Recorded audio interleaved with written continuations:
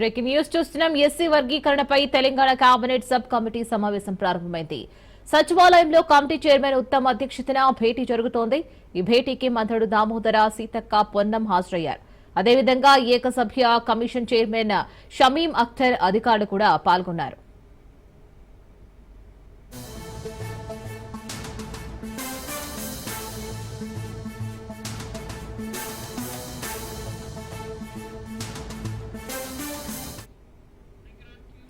Breaking news చూస్తున్నాం. SC వర్గీకరణపై Telangana cabinet sub committee సమావేశం ప్రారంభమైంది. సచివాలయంలో కమిటీ చైర్మన్ ఉత్తమ్ అధ్యక్షతన భేటీ జరుగుతోంది. ఈ భేటీకి మంత్రులు దామోదర, సీతక్క, పొన్నం హాజరయ్యారు.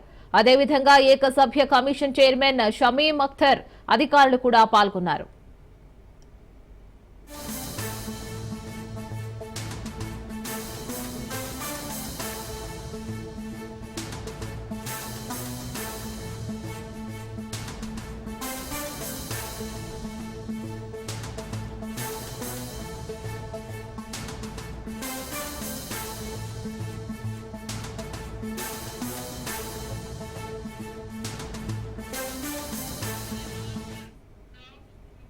దీనిపై మధ్య సమాచారం మా ప్రతినిధి రాజు అందిస్తారు. రాజు, రీనా, ఎస్సీ వర్గీకరణపై cabinet sub committee chairman Uttam Kumar Reddy అధ్యక్షతన సచివాలయంలో సమావేశం జరుగుతా ఉంది. ఈ సమావేశానికి vice chairman, committee vice chairman ఉన్నటువంటి దామోదర్ రాజనరసింహ, అదేవిధంగా సభ్యులుగా ఉన్నటువంటి మంత్రులు సీతక్క, పొన్నం ప్రభాకర్, అదేవిధంగా ఏకసభ్య కమిషన్ గా ఉన్నటువంటి చైర్మన్ షమీం అఖ్తర్ కూడా ఈ యొక్క సమావేశంలో పాల్గొన్నారు. ఎందుకంటే ఇప్పటికే తెలంగాణ రాష్ట్ర ప్రభుత్వం కూడా అసెంబ్లీలో ఈ యొక్క ఎస్సీ వర్గీకరణకు సంబంధించి బిల్లును కూడా పెట్టడం జరిగింది. ఎస్సీ వర్గీకరణపై ఇప్పటికే సుప్రీంకోర్టు కూడా మార్గదర్శకాలు కూడా జారీ చేసింది. రాష్ట్రాలు అమలు చేసుకోవచ్చు అని చెప్పేసి ఇప్పటికే తీర్పు కూడా ఇచ్చిన దాని మీద రాష్ట్ర ప్రభుత్వం దీన్ని ఏ విధంగా ముందుకు తీసుకెళ్లాలి, ఏ విధంగా రాష్ట్రంలో అమలు చేయాలని చెప్పేసి ఇప్పటికే ఏకసభ్య కమిషన్ కూడా, జ్యుడిషియల్ కమిషన్ వేయడం జరిగింది. దీనికి సంబంధించి ఈ యొక్క కేబినెట్ సబ్ కమిటీ ఈ రోజు భేటీ కావడం జరిగింది. రాష్ట్రంలో ఏ విధంగా అమలు చేయాలి, వచ్చే స్థానిక సంస్థల ఎన్నికల్లో కూడా, అదేవిధంగా ఇతర విద్యా ఉపాధి అవకాశాల్లో కూడా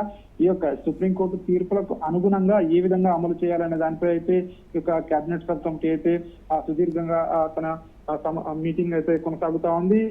మరి కాసేపట్లోనే దీనికి సంబంధించి ఈ యొక్క సమావేశం ముగిసిన తర్వాత మీడియాతో మాట్లాడే అవకాశం కూడా కనిపిస్తోంది. అయితే ప్రధానంగా ఇప్పటికే ఒకవైపు ఎస్సీలకు సంబంధించి వర్గీకరణ విషయంలో ఇటు రాష్ట్ర ప్రభుత్వం కూడా సానుకూలంగా స్పందించింది. గతంలో సుప్రీంకోర్టు తీర్పు ఇచ్చిన తర్వాత అసెంబ్లీలో సీఎం రేవంత్ రెడ్డి స్వయంగా ప్రకటించడం జరిగింది.